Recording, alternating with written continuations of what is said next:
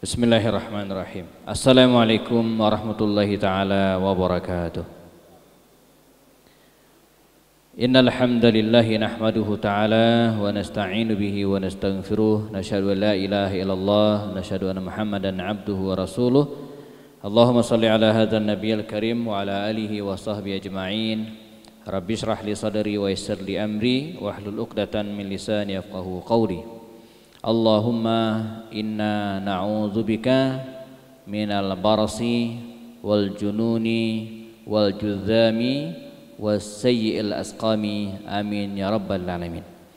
Hadirin dan jamaah salat maghrib jelang isya Masjid Alumni IPB rahimakumullah, kita kembali bersyukur kepada Allah SWT.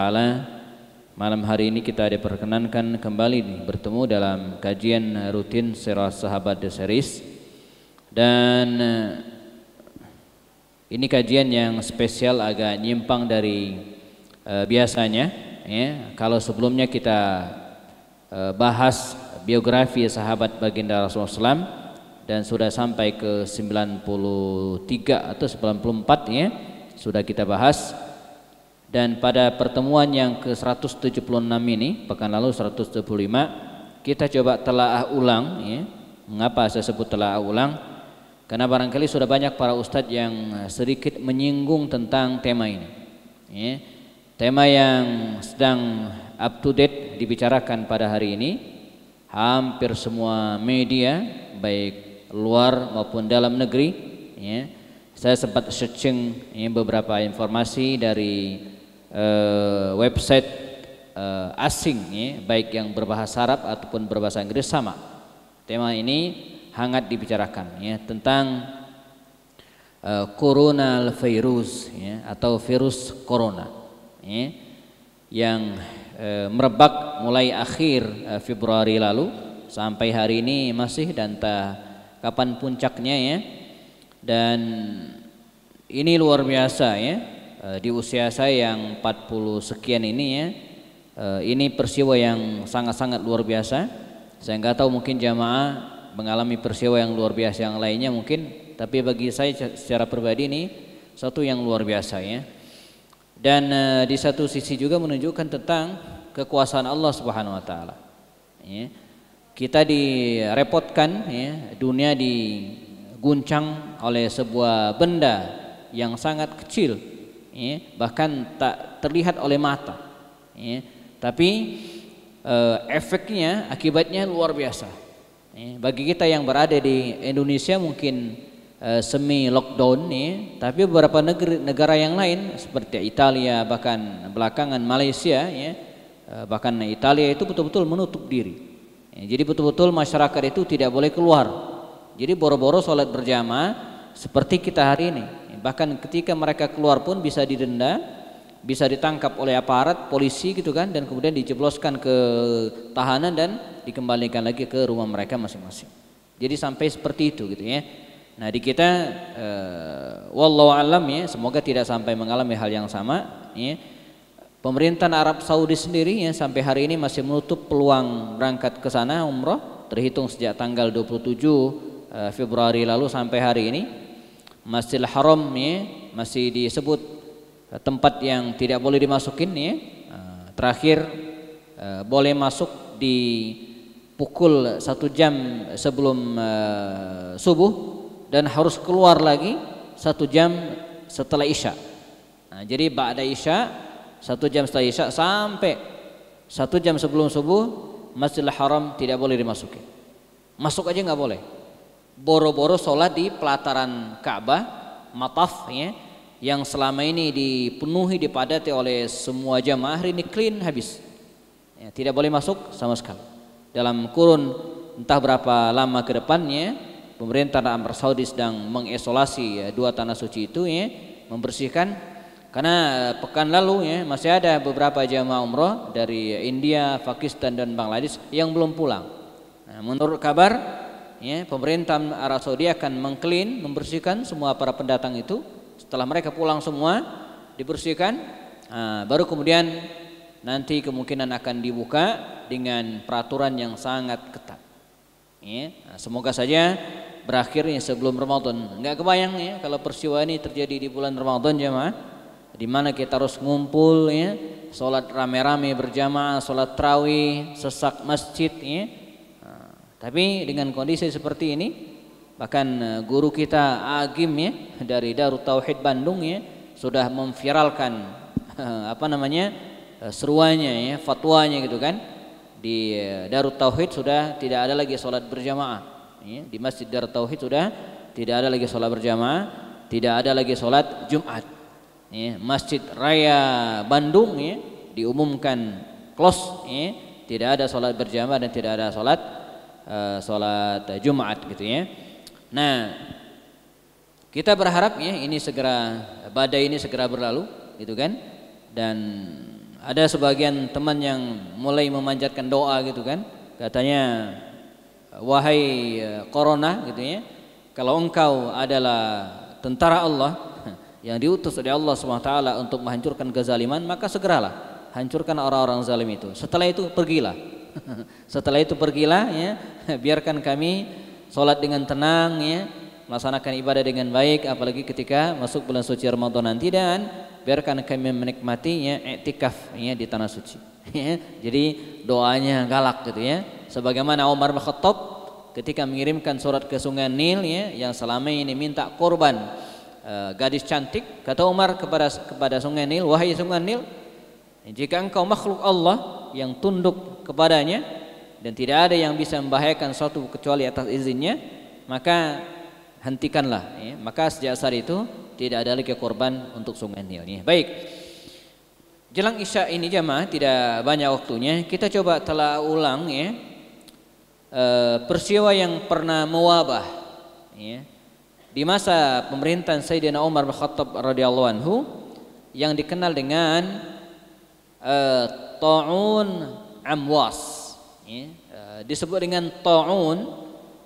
Ta'un itu adalah wabah yang menelan korban banyak secara masif ya. Walaupun sebagian ulama membedakan antara al-waba wa ta'un, ada yang membedakan itu ya, walaupun secara hakikatnya itu mirip ya, karena sama-sama menelan korban yang massal ya. Nah baik ya, di masa Sayyidina Umar Khattab radhiyallahu anhu berkisar tahun 17 atau 18 Hijriah. Saya sempat ya, bongkar beberapa buku referensi, ada yang mengatakan tahun ke-17 Hijriah dan ada yang mengatakan tahun 18 Hijriah ya. Dr. Ali Muhammad As-Salabi ketika menjelaskan tentang biografi Umar menyebut tahun 18 Hijriah. Buku yang lain mengatakan 17, mungkin ya berlangsung di akhir 17 Hijriah sampai awal 18 Hijriah. Nah, ya, di masa pemerintahan Umar. Karena Umar itu memerintah di tahun 13 Hijriah sampai 23 Hijriah. Nah, jadi di tengah pemerintahan Sayyidina Umar bin Khattab tersebut, sebuah wabah yang merebak dimulai dari kota Amwas ya, ada yang mengejanya Amawas, tapi sebagian besar buku saya cek ya, menyebut nama itu kota Amawas, Ain, Mim, Waw, Alif, Sin, Amawas ya, ada yang menyebut Amwas, tapi beberapa buku mengharokatinya dengan Amawas.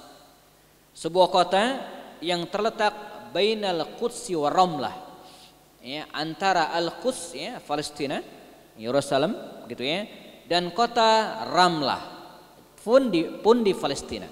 Nah, dua kota ini di Palestina. Hari ini masuk di wilayah Palestina. Nah, merebak penyakit ini jemaah, dan kemudian efeknya luar biasa.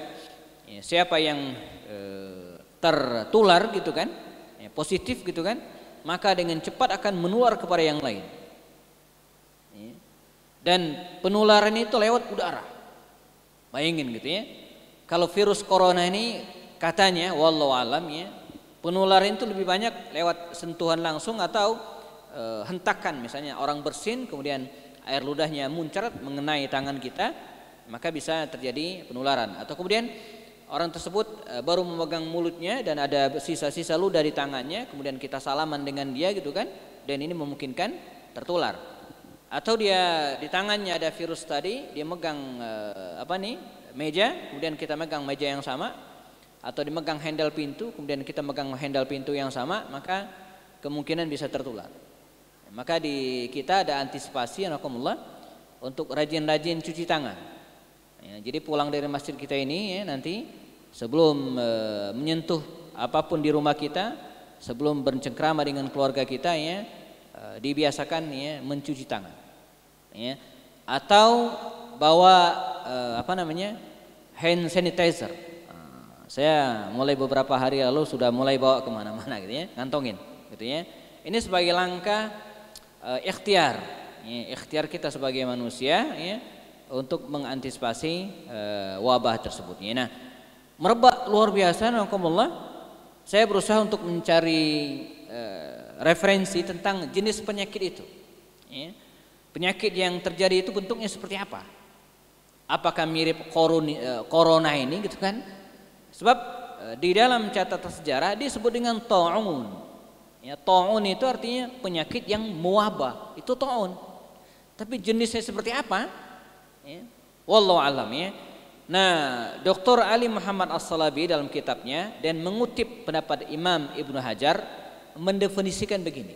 Ya, kata dia, penyakit yang merebak waktu itu anna haqiqatahu, ya, hakikat penyakit tersebut waramun yansha'u an hayjanid dam aw insibab ad-dam ila udwin fayufsiduh. Ya. Jadi sebuah penyakit yang diawali dari pembengkakan kulit dan pecahnya pembuluh darah, gitu kan? Lalu kemudian mengalirlah pecahan tersebut dan menyebabkan ke beberapa anggota tubuh, lalu rusak, ya, dan dalam waktu singkat disebutkan dalam riwayat ini wa anna ghaira dzalika minal amrad al-'ama an-nashi'a an fasadil hawa yusamma ta'unan. Ya. Nah, setelah itu menyebabkan berbagai penyakit dengan sangat cepat yang memungkinkan dikarenakan al-hawa, ya, udara yang kotor, fasadil hawa, ya, sehingga dalam waktu hitungan hari jazakumullah ya, orang tersebut kemudian meninggal dunia. Ya. Kalau di filmnya Umar bin Khattab yang ditayangkan di sebuah televisi swasta beberapa tahun yang lalu, dan kita bisa cek di YouTube tayangan ulangnya sudah banyak ya. Saya cepat perhatikan, saya saking pengen tahunya saya gitu kan. Saya perhatikan pas sesi atau kemudian pas film tersebut ketika menayangkan peristiwa ini. Itu disebutkan mereka yang terjangkit penyakit ini diawali dari salah satu anggota tubuhnya itu muncul bisul. Ya. Jadi mereka yang sudah muncul bisul itu terindikasi kena penyakit ini.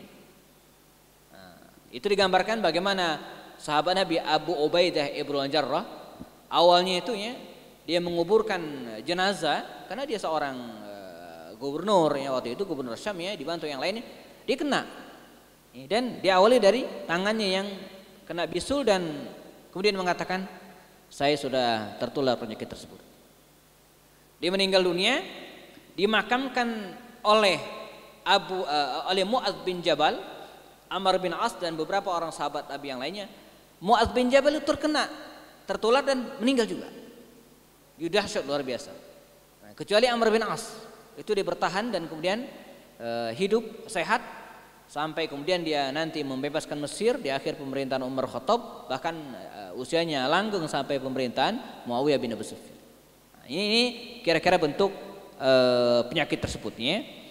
Menular dahsyat ya. Wabah terus merebak ya, bahkan beberapa kota di daerah Syam dan sekitarnya seperti Basra ya, mendapatkan ancaman dan korban yang paling banyak, dan di antara yang meninggal dalam peristiwa tersebut ya, sangat luar biasa, mencapai angka 25.000 orang ya, 25.000 orang, padahal penduduk muslim Syam pada waktu itu tidak lebih dari 60 atau 70.000 orang. Jadi hampir 40%, hampir separuh.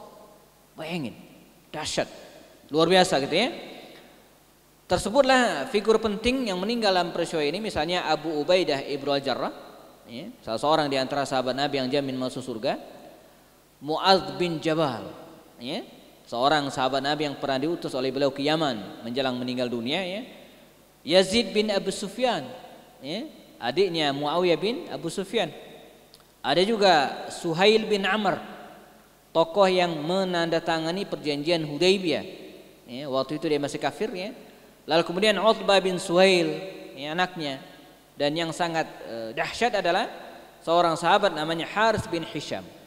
Haris bin Hisham ini jamaah melakukan perjalanan dari Madinah bersama sekitar 70 orang keluarga besarnya pada waktu itu dari Madinah menuju ke Syam. Begitu masuk wilayah Syam, dia tertular sekeluarga. Jadi 70 orang itu hampir meninggal semua, hanya 4 orang yang selamat. Dahsyat. Ya. Khalid bin Walid, yang merakamullah Khalid bin Walid yang punya keluarga besar, ya, pada waktu itu hampir 40 orang keluarganya meninggal semua. Ya, 40 orang keluarga Khalid bin Walid itu meninggal semua karena dia emang stay di daerah tersebut, ya, di daerah Syam. Karena dia punya rumah di daerah Hims, sebelumnya di Kenesrin dan seterusnya. Khalid bin Walid, ya. Nah, digambarkan, ya, kondisi kaum muslimin begitu parah luar biasa gitu, ya. Dan andai, ya, pasukan Romawi, ya, waktu itu menyerang kaum muslimin, mungkin mereka tidak bisa melakukan pembelaan. Saking lemahnya kondisi mereka waktu itu. Tapi dikisahkan, ya, pasukan Romawi juga tidak berani masuk ke Syam, ya, karena mereka takut juga tertular gitu, ya. Nah, sehingga mereka tidak berani menyerang kaum muslimin. Padahal belum lama sebelumnya mereka terjadi benturan fisik dengan kaum muslimin. Baik, bagaimana sikap Umar? Ya, Sayyidina Umar Khattab radhiyallahu anhu jamaah waktu itu, ya, tidak tinggal diam. Dia langsung melakukan reaksi gitu kan, dan dia kontak hubungi beberapa kepala daerah pada waktu itu, dan qadarullah, ya, Jazirah Arab sedang dilanda musibah, ya, kemarau berkepanjangan, ya, selama sekitar 9 bulan lamanya, hampir setahun berarti, ya, hanya 3 bulanan hampir setahun, ya, tidak turun hujan sama sekali. Sehingga peristiwa disebut dengan Am Ar-Ramadah. Tahun Ramadah, tahun kering, ya, tahun debu, karena debu yang begitu luar biasa banyak, ya. Ini menyebabkan, ya, kesulitan tersendiri bagi kaum muslimin.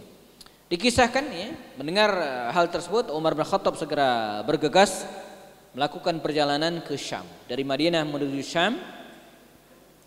Dan dalam rombongan tersebut, ya, dikisahkan ada banyak para petinggi kaum muslimin, ya, para sahabat terkenal, dan mereka berjalan dari Madinah Al-Munawwarah menuju ke wilayah Syam, dan tibalah di sebuah tempat namanya Sargh, Sin Ra Ghin dalam bahasa Arab. Sargh, ya.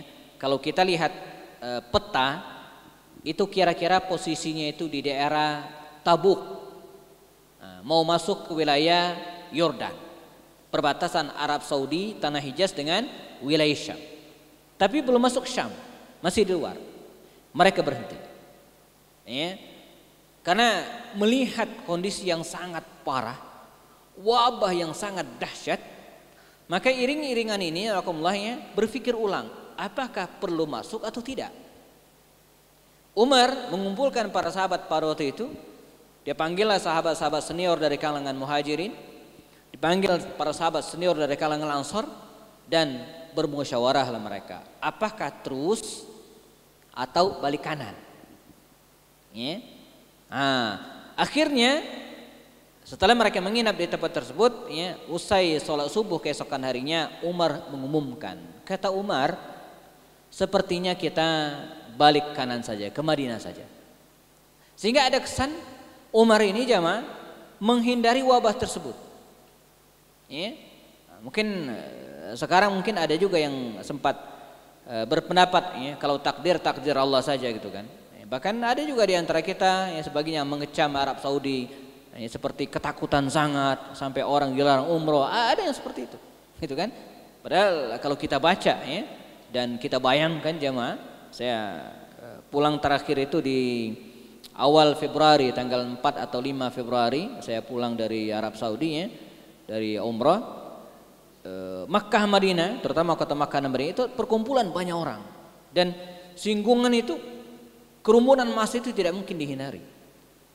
Sehingga sangat bijak saya kira pemerintah Arab Saudi memutuskan untuk mengkat dulu karena sangat bahaya. Dulu di tahun 1987 ya, di Arafah itu ada 10.000 orang meninggal serentak jemaah ketika wukuf. Mengapa? Terserang penyakit meningitis. Makanya sampai hari ini kalau kita pengen umrah itu wajib suntik meningitis. Nah, meningitis ya, sudah ada obatnya, sudah ada vaksinnya. Nah ini belum, ini belum ketemu. Kalau sudah ketemu selesai mungkin itu ya. Jamaah sebelum berangkat suntik dulu selesai. Ini enggak, belum ketemu. Ya. Meningitis sudah ketemu. Makanya wajib tuh kalau umrah haji harus suntik meningitis. Kalau enggak boleh. Karena pengalaman tahun 87 10.000 orang lebih jamaah meninggal serentak di Arafah ketika mereka wukuf karena kondisinya sangat berdekatan, kerumunan massa yang tak terkendali gitu kan. Kebayang jamaah lihat di TV atau kemudian di video bagaimana orang tawaf itu ya, bersentuhan ya dari berbagai daerah. Bukan orang Indonesia saja yang gampang diatur. Ada dari Afrika, ada dari India yang kadang joroknya itu ya melebihi dari kita gitu ya. Joroknya lebih dari kita ya. Bersin sembarangan ya, makannya juga tidak pakai alas kaki dan sebagainya. Saya ketika berangkat misalnya di musim panas, pecah-pecah kaki sedikit saja kita udah risih. Pusing nyari obat. Mereka itu enggak, orang-orang Afrika itu enggak jemaah. Sampai berdarah kaki mereka biarkan saja. Nah, kita akan bertemu dengan orang-orang seperti itu. Nah, baik. Kata Umar kita balik. Sehingga ada kesan beliau menghindari wabah tersebut. Kata Abu Ubaidah Ibnu Jarrah, "Ya Umar, balik." Iya, enggak jadi masuk, enggak. "Afiraran min qadrillah," kata Abu Ubaidah bin Jarrah. Apakah kita pengen lari menghindar dari takdir Allah? Artinya kalau masuk mati aja. Ya. Kalau selamat dengan takdir Allah. Dan itu benar bahwa wabah ini bagian dari takdir Allah. Dan percaya kepada takdir itu bagian dari rukun iman. Nah, rukun iman kan ada 6. Nah, di antara adalah percaya kepada qada dan takdir atau qada dan qadar. Bi qadarillahi khairihi wa syarrihi. Semua yang terjadi ini kita yakin adalah ketentuan Allah Subhanahu wa taala. Afiraran min qadarillah. Apakah Anda mau lari dari takdir Allah? Disinilah kita melihat ya fikih takdir Umar. Bagaimana Umar itu ya memahami takdir jemaah. Dan kita harus belajar dalam hal ini ya. Kata Umar apa? Kata beliau, dan ini kalimatnya sangat terkenal ya. Kata beliau, "Na'am. Afirru min qadrillah ila qadrillahil akhar." Ya, kita lari dari takdir Allah ke takdir Allah yang lain. Ara'aita, kata Umar, bagaimana menurutmu? Ya, lau kanat laka ibilun, kalau ente punya ibil, punya unta, punya gembalaan hewan unta. Ya, habatat udwa, ya, atau habatat wadiyan, yang digembalakan di sebuah lembah. Ada dua pilihan, lembah subur dan lembah yang kering. Ya, kalau kita gembalakan di lembah yang subur, itu bagian takdir Allah. Dan kalau kita ya, gembalakan hewan tersebut di lembah yang basah, juga takdir Allah. Tergantung kita pilih yang mana. Jadi kalau di depan kita ada teh, ada susu, kita pilih yang mana? Dua takdir Allah. Dan kita berhak memilih. Bahkan dalam Al-Quran Allah mengatakan, "Innallaha la yughayyiru ma biqaumin hatta yughayyiru ma bi anfusihim." Allah tidak akan mengubah nasib suatu kaum sampai kaum itu sendiri yang mengubahnya. Faman syaa'a falyu'min wa man syaa'a falyakfur, dalam surah Al-Kahfi, barang siapa yang pengen beriman silakan, pengen kafir silakan. Tapi ingat, akibatnya tanggung sendiri kata Allah.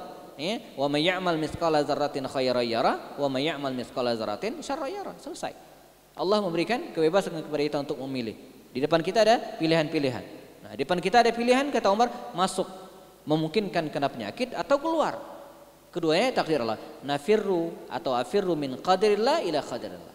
Ini fikih takdir versi Umar. Dan ini menarik. Saya ingat suatu ketika sebelum kita teruskan sedikit, pernah ketangkap seorang pencuri di masa Umar. Diadili.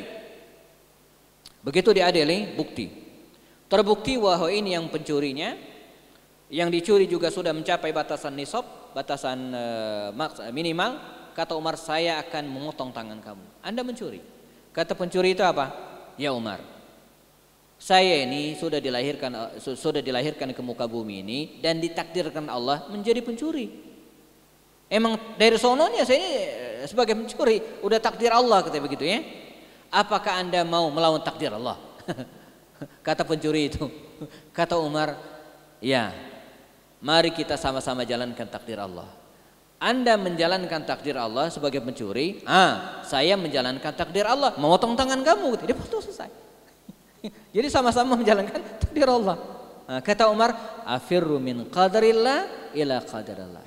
Maka mereka akhirnya pulang ke Madinah Al-Munawwarah dan beserta mereka Abdurrahman bin Auf sempat menguatkan pendapat Umar. Dan ini fikihnya kalau kita mendapatkan musibah, kata Abdurrahman bin Auf, indi ilman bidzalik, saya punya pengetahuan tentang hal ini. Sami'tu Rasulullah sallallahu alaihi wasallam, saya mendengar Rasulullah SAW bersabda, idza sami'tum bihi, kalau kalian mendengar, maksudnya ada wabah di satu daerah, bi'ardin fala taqdamu alaihi, jangan masuk. Wa idza waqa'a bi'ardin, kalau terjadi di sebuah daerah, wa antum biha, dan kalian berada di dalamnya, fala takhruju firaran minhu, jangan keluar melarikan diri dari situ. Nah, ini rumusnya. Yang hari ini kita kenal dengan lockdown. Gitu kan? Enggak kemana-mana, dikunci kita, enggak boleh keluar negeri, enggak boleh keluar dan seterusnya. Dikunci, di lockdown gitu kan, sehingga diisolasi tempat tersebut. Ini langkah pertama yang dilakukan oleh Umar bin Khattab. Dia melockdown Syam, tidak boleh masuk, dan orang yang di dalam tidak boleh keluar. Nah, nanti kita akan lihat program berikutnya bagaimana Umar bin Khattab mengatasi mereka yang berada di dalam sini. Nanti ada ceritanya. Nah, baik. Umar balik. Adapun Abu Ubaidah masuk. Masuk ke Syam tersebut. Mengapa? Dia punya alasan. Dia gubernur, harus bertanggung jawab. Dan Umar terus kepikiran. Berkirimlah Umar surat ke Abu Ubaidah dengan kebijaksanaannya dan dengan harapan yang jelas. Umar berharap Abu Ubaidah ini jangan sampai ketularan. Maka dia mengirimkan surat memanggil sang gubernur Abu Ubaidah agar ke Madinah kembali. Tapi Abu Ubaidah tahu ini cuman politiknya Umar. Umar bukan pengen memanggilnya sebenarnya, tapi pengen menyelamatkannya. Tapi dia punya prinsip. Dia berkirim surat kepada Umar Khattab dengan kalimat, ya Amirul Mukminin, mohon maaf, saya tidak bisa memenuhi panggilanmu. Mengapa? Karena di sini saya punya rakyat, saya punya tentara, dan saya harus mendampingi mereka. Begitu luar biasa. Sebuah sikap yang sangat gentleman dari seorang Abu Ubaidah bin Al-Jarrah radhiyallahu anhu. Dan qadarallah nakumullah, sebagaimana ketika Umar membaca surat tersebut, kata Umar bin Khattab, inna lillahi wa inna ilaihi raji'un. Para sahabat yang berada samping, ya Abu Ubaidah, ya Umar, apakah Abu Ubaidah meninggal dunia? Ya sepertinya, padahal orangnya belum meninggal gitu ya. Padahal orangnya belum meninggal, tapi Umar membayangkan sudah meninggal gitu kan. Inna lillahi wa inna ilaihi raji'un gitu kan. Ketika mendengar Abu Ubaidah tidak mau datang ke Madinah, dan betul tidak lama setelah itu Abu Ubaidah ibn Jarrah tertular penyakit wabah tersebut. Dan satu persatu ketika Abu Ubaidah meninggal dunia, maka Mu'adz bin Jabal tampil sebagai pengganti untuk menduduki jabatan pemimpin tertinggi di wilayah Syam pada waktu itu Namun akhirnya sebagaimana yang ceritakan tadinya, Mu'adz bin Jabal pun tertular penyakit tersebut bersama dengan yang lainnya. Ada Suhail bin Amr, ada juga Utbah bin Suhail, dan ada juga misalnya yang lainnya. Ada 25.000 orang tertular penyakit tersebut dan akhirnya Mu'adz bin Jabal meninggal dunia. Posisinya digantikan oleh Amr ibn al-As. Nah, sekarang kendali Syam berada dalam genggaman Amr ibn al-As, seorang sahabat Nabi yang sangat cerdas, seorang yang punya pikiran cemerlang gitu kan, dan sering dijadikan sebagai tempat bertanya. Bahkan ada ungkapan di era jahiliyah, idza huyyirun nas, kalau orang-orang bingung maka mereka mencari Amr ibn As. Maka mereka mencari Amr bin As. Nah, dia membuat kebijakan, ide cerdas Amr bin As. Apa kata dia? Ya ayuhan nas, wahai manusia, inna hadzal waj'a idza waqa'a fa inna ma yashta'illu kasti'alin nar. Ya, fatahassanu minhu fil jibal. Kata dia, wahai manusia. Ya, dalam siaran persnya, begitu kira-kiranya, setelah saya perhatikan hadzal waj', penyakit ini, idza waqa'a, kalau dia melanda, fa inna ma yasta'ilu ista'alan nar. Dia seperti api yang menyambar-nyambar. Ya. Nah, bagaimana cara memadamkan api ini? Ya, memisahkan. Ya. Kalau ini, saya ingat kalau kebakaran di kampung saya, itu caranya apa? Diisolasi. Ya, kita pinggirkan yang lain agar tidak tersambar. Nah, itu yang dilakukan oleh Amr bin As. Ya. Fatahassanu minhu fil jibal. Maka segeralah kalian naik ke gunung-gunung, berpencar dalam majmu'at, dalam kelompok-kelompok kecil, ya, dan menghindari orang-orang yang terkena musibah yang berada di lembah-lembah tersebut. Ya, ini yang dilakukan oleh Amr bin As bersama dengan sisa-sisa rakyat pada waktu itu, dan dalam kurun 1 bulan, jazakumullah, ya, bukan 14 hari ya, 1 bulan, ya, beliau berhasil memutus mata rantai penyakit tersebut. Persis seperti api tadi itu, ya. Ketika tidak ada lagi yang bisa dimakan, maka dihilang, selesai. Ya, maka selesailah musibah tersebut, clear. Amr bin As, ya, berhasil mengajak masyarakat keluar dari wabah tersebut, dan badai pun berlalu. Beliau pun mengirimkan surat kepada Umar bin Khattab, dan Umar bin Khattab berserta dengan yang lainnya segera datang ke Syam. Ini langkah yang ketiga. Langkah pertama melockdown Syam. Langkah yang kedua adalah, ya, memutus mata rantai penyakit tersebut agar tidak menyebar dengan cara memerintahkan, ya, rakyat yang belum tertular untuk naik ke atas pegunungan dan membentuk, ya, majmu'at, ya, kumpulan-kumpulan kecil, tidak boleh bergerombol gitu kan, dan bertahan di gunung-gunung, menghindari lembah-lembah yang kotor gitu, ya. Dan langkah yang ketiga setelah selesai, ini namanya langkah pemulihan. Langkah pemulihan. Umar bin Khattab datang, ya, menyambangi para pengungsi yang berada di gunung-gunung tersebut, ya, dan kemudian mendatangi mereka, lalu kemudian menenangkan hati rakyat. Bahkan dikabarkan dalam riwayat yang lain, Umar mengirimkan bantuan-bantuan makanan untuk mereka yang kelaparan selama masa isolasi. Maka dengan izin Allah Subhanahu wa taala, kondisi Syam kembali tenang sebagaimana sebelumnya. Dan kalau kita lihat, ya, sekilas wabah at-ta'un, ya, atau wabah ini yang terjadi di masa Umar ini, ya, bisa disebabkan karena dua hal, dan mungkin juga bisa dikorelasikan dengan corona hari ini, ya. Pertama, wabah yang terjadi bagian dari bentuk kemurkaan Allah Subhanahu wa taala, teguran dari Allah Subhanahu wa taala. Ya. Karena sebelum wabah tersebut, Abu Ubaidah ibn al-Jarrah pernah mengirimkan surat kepada Khalifah Umar bin Khattab, melaporkan kebiasaan-kebiasaan buruk sebagian masyarakat Syam. Mabuk-mabukan, berjudi, pesta pora. Mereka baru saja menang dari peperangan melawan orang Romawi. Pesta pora dan hidup glamor. Apa saja dimakan, halal, haram, hantam. 3H, ya. Jadi ada riwayat Abu Ubaidah pernah melaporkan kondisi kebiasaan buruk, ya, bangsa atau rakyat Syam pada waktu itu secara umum. Ini teguran dari Allah Subhanahu wa taala atas mereka. Yang kedua, ditambah lagi dengan kondisi alam di mana mereka habis perang, kemudian tahun musim paceklik, 9 bulan enggak turun hujan, jenazah membusuk tak sempat termakamkan, gitu kan? Bakteri-bakteri merebak di mana-mana. Ya. Hal ini kemudian bisa jadi menyebabkan penyakit yang mewabah pada saat itu, ya, memunculkan penyakit baru yang tidak ada sebelumnya, sehingga menyebabkan wabah merebak pada masa tersebut. Nah, pertanyaannya adalah, kalaulah wabah tersebut merupakan teguran dan azab dari Allah Subhanahu wa taala, mengapa orang seperti Abu Ubaidah ibn al-Jarrah Mu'adz bin Jabal, Suhail bin Amr, dan puluhan mungkin ratusan sahabat Nabi yang saleh pun kena. Ya.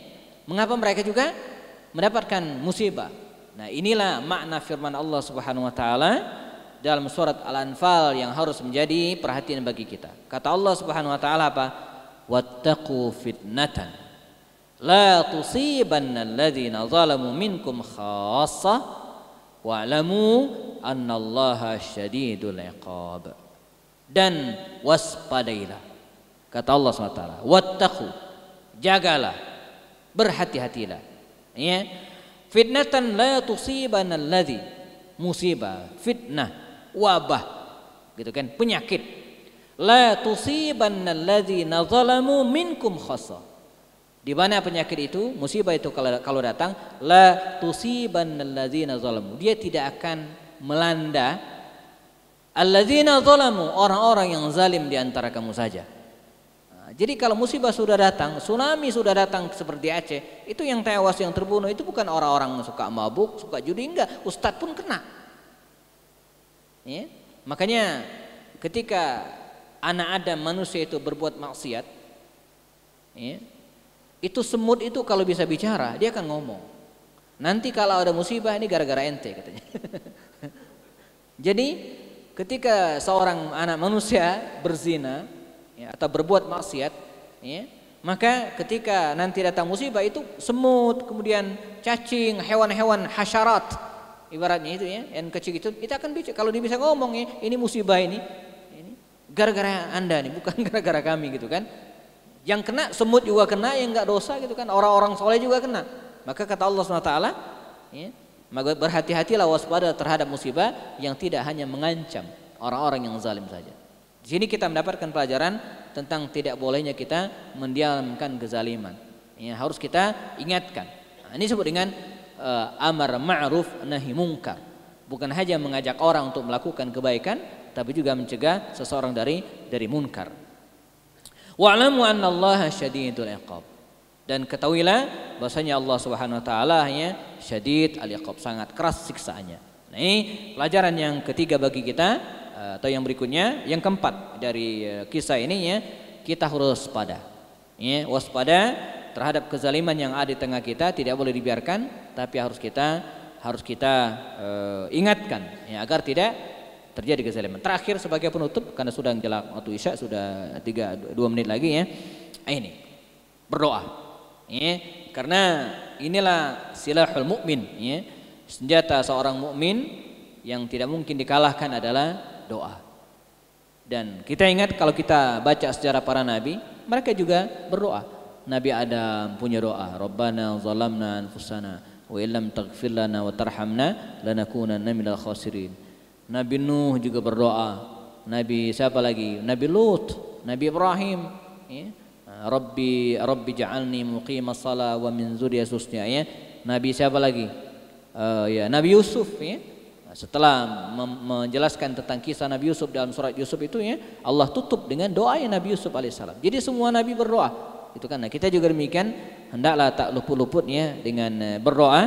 Semoga Allah SWT yang memelihara diri kita. Dan diantara doa yang maksur, ya, yang ada riwayatnya, ini saya kutipkan dan betul-betul saya cek hadisnya dalam kitabnya Hands Out, bukan melalui internet, dalam Sunan Abu Dawud.